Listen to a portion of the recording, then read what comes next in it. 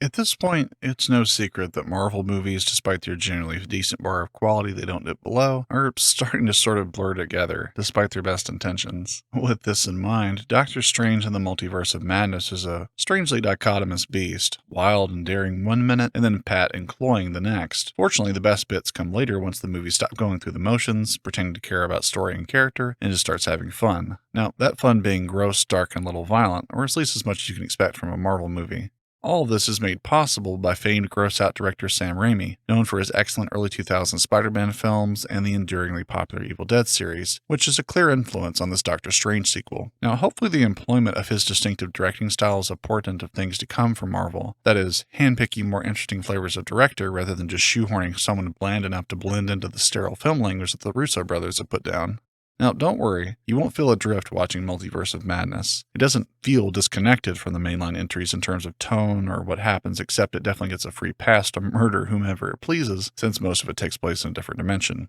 And that may be the movie's greatest fault. Its lack of impact beyond some decent entertainment. It's beholden to the limitations of the Marvel formula even as it tries to go full Raimi, from smirk-worthy callback one-liners to sort of generically decent choreography and sequence design. Now, when it breaks loose from some real creative fun, it's all welcome, but bittersweet, as you know it will all go back into the bottle like a genie before all the wishes have come true, politely handing off the baton to the next installment. But let's get stuck into the nitty-gritty of what works and what doesn't.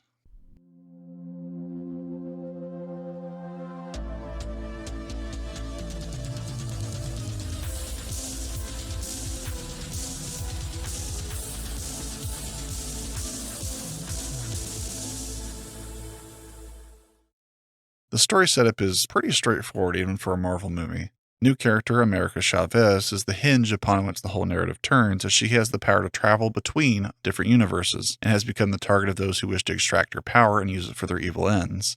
She runs into Doctor Strange, and he feels it's his responsibility to protect her. Now, the script's one of the weakest so far, both in terms of plotting and actual dialogue. Cumberbatch is actually one of the bright spots of the movie, big surprise, as he's there to break up the hokey self-seriousness of several scenes. He provides welcome clear-headedness and assurance that he's the cool guy with a plan. Now, I don't really buy his romance with perennial cool lady Rachel McAdams, because her part is written so blandly. So unfortunately, this, what if we just let go kind of romance keeps cropping up like it matters, but there's really just no chemistry or depth presented here, and so it's hard to care about. Aside from the very good performance from the best Olsen sister as the Scarlet Witch, the other side characters are pretty boilerplate too, constantly acting like boring straight men who badger Strange for his riskiness, while they offer no other alternative and thus need Strange's creativity. Now, as for the actual plot, MacGuffins are introduced right and left and told to be impossible to reach or to find or use, and then we hear, oh, but I totally found it or got it. And so it immediately takes all the wind out of the impact of saying that it was hard to get in the first place, and the accomplishment of finding these things symbolizes nothing other than an arbitrary goal. Anyway, if it sounds like I'm just being negative, it's mostly because the first half of the movie is all set up, and it's really just going through the motions. It's also sort of haphazard to try and figure out what's even going on, just barely motivating any of the characters to do anything. Now, once the movie gets the pieces in play and starts ramping up the ghoulishness and playing with new ideas, like how dreams are actually visions of your alternate selves in other dimensions, it starts to get really fun and really creative. Evil Dead is an obnoxiously clear influence here, from the doors slamming to eyes turning blank and countenances darkening. It's never truly horrific, but it does get pretty creepy looking and fairly gross.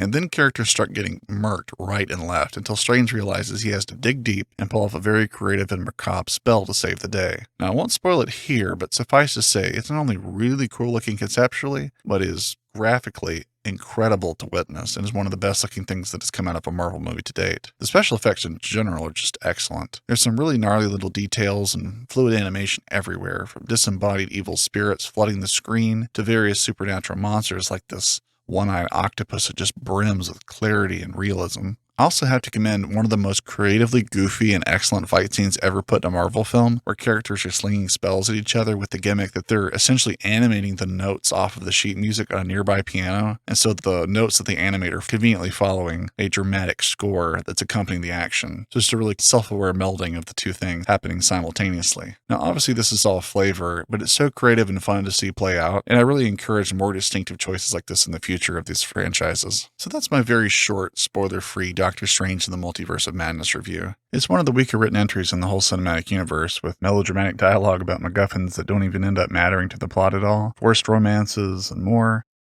Once Raimi really leans into his obsession with the undead, the second half of the movie redeems itself and becomes so beautiful to look at, so fun to experience, and so refreshing in terms of the tedium of these sort of generic cosmic hero conflicts that we keep seeing everywhere else, that I couldn't help but come out the other side with a positive opinion of this one. And hey, this movie even has a universe where Captain Marvel is likable. Nah, I'm just kidding. She still kind of sucks here, but at least she's not, you know. Oh no.